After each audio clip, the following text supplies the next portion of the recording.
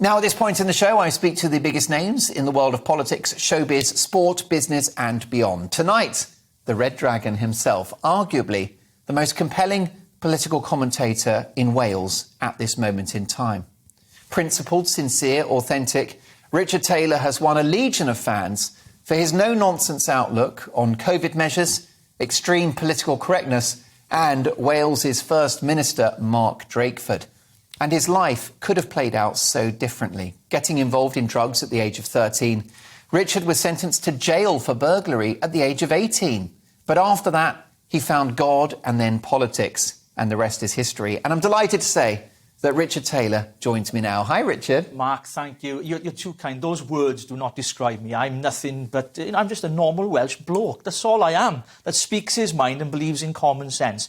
And I have to say, firstly, my father, before he passed away, he said, Richard, never get involved with religion or politics. Well, I didn't listen to a word he said, and I got involved with both of them. That's exactly right. Do you feel that you fell into politics? I did, really, yeah. It was a strange journey. I think it was on the Brexit vote when Nigel Farage was kind of travelling the country, doing his rallies. It really inspired me. He came to Merthyr Tydfil, did an outdoor rally, and it really inspired me that we can change communities, we can change societies through politics. And I never thought that would happen because, of course, my upbringing was anything other than politics. Of course, from 13, I was introduced to cannabis, which you've been talking about tonight. Yes. Went on to harder drugs by 8. By 16, I was injecting drugs. I was injecting amphetamine. Then heroin came into my town. My brother died from a heroin overdose at 35. So my whole life was all around drugs. That's all I ever knew. And I couldn't escape from that lifestyle. I was stuck in this culture of this vicious circle, and I could not break those addictions. And sadly, it led me to doing things that I regret still to this day. I had to do crime to feed my drug addiction and found myself in a Young Offenders Institute because of the drug addiction that I had at the time as a young boy. Do you take a view on our conversation from the previous hour about whether we should legalise cannabis in this country? Yeah, I find it interesting that those who pass commentary on drug addiction, whether it should legalise it or not, have never been addicts. So the best person to ask is an addict. I think from an addict's point of view, it is a gateway drug, but not for everybody. But if you've got an addictive personality, you have what's called triggers, and certain things trigger you. I'll give you a perfect example. I hear people say it. I'm stressed, I need a glass of wine. Well, that's a trigger. You don't need a glass of wine, but you triggered yourself. And with addicts, with an addictive personality, someone like myself can't casually, recreationally use cannabis because it would lead to other things. So I think there is a big discussion yet to have. I do think the government will finally legalise it in this country. I know there's people campaigning against it, some of my friends, but I do think we're going down the road where we're going to see the government eventually legalise it in the next 10 to 15 years. Would it have helped you, or did it help you that at least marijuana was harder to get hold of when it was illegal? Well, it was do you want to lift that barrier to drug use? In a lot of countries where they've experimented, these safe zones, and they're doing it now not just with Class B drugs like cannabis, they're using it, with heroin and, cocaine and all the other drugs that they're using. They're experimenting in safe spaces so it can be controlled. I don't really know what the answer is, but speaking as an ex-addict, I don't think legalising it would be a good thing, especially for people like myself who come from an addictive personality background. But there are people I know casually use it. I got lots of friends that do. They hold on good jobs, they've got businesses, and they manage to get on with life pretty well. But for me, it's a no. How did you overcome your addictions? Well, I was lost. I was a young boy. I was addicted to drugs. I was injecting it in my arm, So how old were you, do you think, when the first drug passed your lips? 13. I was 13 years old. And that would have been a marijuana cigarette? It weren't weed then, it was resin, it was block. Yeah. Some of you old school? Old school, yeah. I used to burn it and put it in and smoke a bong and all that kind of stuff. So that was my childhood. And everybody in my street, in Llanelli, my hometown, a lot of the kids my age, we all did the same, Mark. Everyone did it. We came from working class families. Poor. We talk about cost of living crisis at the moment. I remember walking downstairs Christmas morning, no presents. My mother breaking her heart downstairs because she couldn't afford any presents. For one Christmas dinner, we had a tin of Irish stew between me and my 3 brothers. Literally, that is poverty in the 80s. And then my parents divorced. I went into foster care, so I was sent away to live with people who weren't my parents. What sort of age would you have been when you went into foster care? I was 11 when I went into foster care, and that broke my heart. Your mum was just not able to look after you? She couldn't cope. Look, we were terrible kids as well. We have to blame as well because we're bringing police back and forth to the house all the time. Without a father figure there, that sometimes is the case for a lot of people. Were things pretty stable before your parents split up? Kind of, yeah. I think there was issues with my parents, and I love my parents to bits, by the way, but, they were broken too. And that brokenness passed on to us, and we were split apart. I never saw my brothers for many years. I bumped into my second brother, Andrew, believe it or not, whilst I was in Swansea prison. My cell door opened and my brother walked in. All those years I hadn't seen him. That's a reunion, isn't it? That's not exactly like... It's not quite a pub reunion, is it? Not really. But Cilla Black's surprise. Prison special. That's a remarkable... Why were you separated from your siblings? Is it because in the divorce the siblings went to mum and dad, or what happened? The social service at the time, I don't know why to this day, felt it was the right thing to do to split this up. But I think that was the policy, wasn't it? Yeah, and I think it had an impact. I think some of that pain and rejection, not using as an excuse, and I don't justify what I did, but it did lead me to start taking drugs because I wanted to push the pain down. And that's why people do these things. Addicts are people. And, you treat them sometimes as criminals. They're not criminals. Yeah. They've got a disease. They're ill. They need help. And I think it's important to recognise that there is help out there. There is a thing called rehabilitation, which I absolutely believe in. I believe in giving people second chances because, look, if it weren't for the grace of God, then it could have been us, that kind of thing. So I think I took drugs for that reason. I was hurting. I was a young boy. I was hurting. I didn't think anybody was listening to me. No one valued me. I hated myself. I hated my upbringing. I thought I was a waste of space. Teachers in school said the same. You'll never be anything. You'll never amount to anything.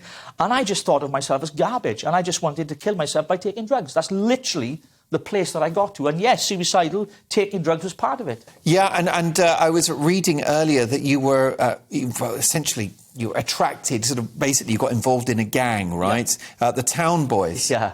Tell me about them. Yeah. A pretty, what can you say, undesirable group to be part of. Yeah, they were a lot older than me, obviously, and I was going around with older people. So how old were you when you joined the Town Boys? I was 14 at the time, 14, 15. And they were big-scale troublemakers. Yeah. I mean, some of them might be watching, so be careful what I say, but they might be following me up. But they're all reformed now, aren't they? But sadly, many of them have died. Really? Some of them were in prison because they didn't survive. I've lost so many people to drugs. To heroin in particular. It's unbelievable. And it's such a scar on my hometown of Llanelli, and it still is to this day. There's a street called Station Road in Llanelli. You walk down any time of the day and there's people walking up like zombies. And it breaks my heart because, I was one of them as well. I've been there. So my kind of journey into politics is quite strange because I hear these people that are Oxford trained or London elites are talking about life. And I think to myself, you've not really lived a real life, to be honest with you, if you understand the pain that people are going through. And I think that's why I got into politics, to try and make a difference, And you asked me about the change. Well, I went to a Christian rehab, and it had a massive impact on my life. I was never into religion. I'm not a religious person now. Never into faith, never believed in God or nothing like that. I mean, how could I believe in God? Look at the state of my life. I was like, where is God in all of this? Doing a crap job. Yeah, if there's a God, then why have my parents divorced? Why have I been sent to live with these people? Why do I feel so bad about myself? And there's all those questions. But I went to this Christian rehab. 1993 it was, and I was in a Christian meeting. I'd never been in one before, and to be honest, it was really weird. Like something off Louis Theroux, it's one of those kind of movie scenes. I was like, what's going on here, And I can describe it as a spiritual encounter. I felt something. I genuinely felt something. And what I discovered then is the Christian message and the Gospels taught you, first of all, that you don't hate yourself. You have to value and love who you are. You've been created in the image of God, and once you love yourself, you can love other people. I never valued myself. I hated the person I was. And I had to learn to unpick all of that and go, remove all the rejection that I had as a child. And society was telling you were bad? Absolutely, yeah. School was telling me, society was telling me, I was telling myself it. And so the message that I was getting from this Christian faith that this rehab I went to is, no, listen, you are loved. You have got a future. You have got a purpose. You have got a destiny. And I started to believe all this. Some might call it brainwashing, but I would say I needed my brainwashing because it was thinking, And I went through that whole process, and it really impacted me to the point where I started to change. Yeah. 12 months in the rehab, 12 months into it, then I became a member of staff there. Then we were helping other addicts. So I turned my attention then to helping other addicts, and that's what I do now. I'm a director for an organisation called Livingston House. It's a clinical detox that we run in Birmingham, very successful one. And the founder's a good friend of mine, and she's done a tremendous job up there, and I'm on the board with them as well. And we help so many people now to turn their lives around. Because, these are people, these are husbands, fathers, brothers, aunties, uncles. They're ordinary people caught in a cycle of drug addiction or even alcohol addiction, and they don't even know it. But I would say this, Mark, the first step to recovery is always admitting you've got a problem. The second step is you need to move away from the area where everything's connected to it and rebuild your life. And that's what I did. And cut those people who are a negative influence in your life. You've got to cut them out. Absolutely. You've got to. That is the... Because they're not your friends, are they? No. And so, well, they are, but they're caught in the same trap as you. Mm-hmm. And, you're trying to get an addict to help an addict. Well, it's not going to happen, is it? Let's be honest. It's like an alcoholic taking an alcoholic to the pub. It's not going to work. And I think for me, it was about breaking those traps and those cycles. And the whole thing with politics, look, I'm not a politician. People in my hometown where I live now say, oh, Richard's our politician. I stood in 2 elections and I failed. So I'm not a politician. You're in good company. I tried. And, I beat the Conservatives anyway, so that's one I'm... And never say never, surely. Well, no, I think I'm done with that. And I think now, being a voice, not just on social media, but shows like this as well, and things that I do in the community, I think it's more important to me now. And we can influence change in community. We can lobby government. We can do things effectively. I've led campaigns in Wales against vaccine passports, for example, outside the Senedd with the Emperor Mark Drakeford, my pal down the road. Well, yeah, for those that aren't living in Wales, can you give us a sense of the scale of the COVID measures in the last 2 years on the watch of Mark Drakeford? They're completely crazy, disproportionate in so many ways. We had things where they taped up aisles. You couldn't buy from shops because Mark Drakeford said things were essential, things were non-essential. So you could buy, alcohol, you could buy vodka, but you couldn't buy babies' nappies, for example. It was that crazy, absolutely ridiculous. And video I posted of him dancing in a Diwali party when he unmasked while he told everybody else indoors in shops, you have to wear masks. I mean, the draconian measures, they were far worse than Scotland and England. Far worse. And Wales had more lockdowns, and it didn't feed through into the data in terms of COVID cases or hospitalisations. No, because at one point it was one of the highest in the UK, and yet they boasted about we're doing things different from Westminster. Mark Drakeford has this tendency to want to do things different from Westminster to make out that he's better than the Conservative government. That's literally it. And now he's in a coalition with a Welsh Nationalist Party called Plaid Cymru. I mean, they've fixed it in such a way because now they want to increase the numbers in the Senedd, that's the Welsh Parliament, from 60 to 96, which will cost at least an estimate over £100 million a year to the Welsh taxpayer, that is, and to the English taxpayer, because now you cover some of our costs down there in Wales, thanks to the English taxpayer, by the way. Thank you very much. And they want to do that, and they've tied it up in such a way. They want to change the voting system, which means they're going to keep themselves in power for the foreseeable future. And Wales is in a very challenging place politically right now. It needs a revolution in Wales, and I think the whole country needs it right now to break the two-party state that you've got here in Westminster, the Conservatives and the Labour Party. I don't think the Lib Dems and all Greens, they're never going to come into power. Let's be honest, they can work in some form of coalition. There needs to be something from the ground up, I believe, a revolution of people who are like-minded, common-sense thinkers who think, we've had enough of this. We've had enough of being governed by these people who are making decisions on our behalf. They shut down the economy for 2 years, and now we're all paying for it. Every single one of us are having to pay for that. It's not because of the war in Ukraine. It's not because of the price of oil. It's because Boris Johnson and his government shut the economy down for 2 years. And they paid everyone's wages, 80% for those who were not self-employed. And guess what? We got inflation. Why? Because we got debt, because they're printing money out of their heads, because the Rishi Sunak thought we'd just pay everybody. And now we are all paying for it. And these are the costs of lockdowns. And there are many more costs as well. I know you guys have covered it on GBNews as well. Plenty of coverage of the harms that's had on people's mental health and well-being and addictions. When you consider people addicted to stuff, locking down the country, I believe that's caused a higher level of addiction in the country because of those lockdowns as well. As well as obesity, mental health crisis and all the rest of it. How important is the union to Wales, that Wales is part of the United Kingdom? Well, to me, I'm a unionist. I believe in being part of the United Kingdom. But unfortunately, we don't have that same strength of feeling with Mark Drakeford because he's got this deal now with Adam Price, who's the leader of Plaid Cymru, called a cooperation agreement. But actually, it's a coalition government. And they're passing things and legislating for things now that are pushing for more devolved powers. There's 22 devolved powers to Wales at the moment. Criminal justice isn't one of them. The media isn't one of them. There's a few that aren't. They're trying to get more powers from Westminster. Always trying to get more money, but always trying to get more powers as well. And in a sense, it's a soft independence. Mission creep. Yeah, it's a soft independence. No, and I've said this, and so the viewers can hear it. I'm a great believer in being independent. I voted for Brexit. I wanted us to be a sovereign nation, independent from the European Union, not signed up to the WHO, by the way. Don't want to sign up to that rubbish. No, definitely. And you signed up for Brexit, and so did the majority of the Welsh people. Yeah, Wales voted to leave, majority. But the Welsh government, incumbent government, Welsh Labour, have always fought against Brexit. To this day, they're still crying over it. They've sent in their MPs to Brussels every week to go and do some fact-finding mission in Europe. I'm like, what are you doing? Like, you don't need to go there. It's just absolutely crazy. And I think what's happening now is Wales is wanting to become more and more independent, but yet it can't afford it, because I've always said this. If independence worked for Wales, I would be the biggest advocate for it. I would be on the streets, I would be converting people to it. But if we did, it would be fiscal suicide. We'll be absolutely strapped for cash, and it'll ruin Wales, and the cost of living in Wales will go up exponentially, because we could not afford to be an independent country outside of the Union. It's as simple as that. As far as I'm concerned, to a degree, you are still a politician, so I'm going to ask you a tough politician's question, which is, do only women have a cervix? That's deliberate.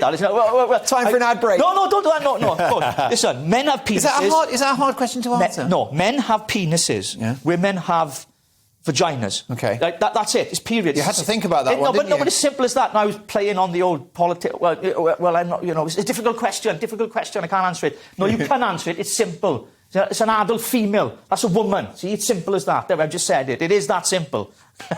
Well, they are in Wales anyway. And men shouldn't be competing in women's sports either. That's a complete load of nonsense. It's called cheating where I'm from. Yeah, I couldn't agree with you more. What's the future for you? It's an amazing story of recovery and triumph, in my view. You provide a voice to millions of Welsh people. You've got a legion of fans out there. You said your political ambitions are on hold for the time being. So what is next?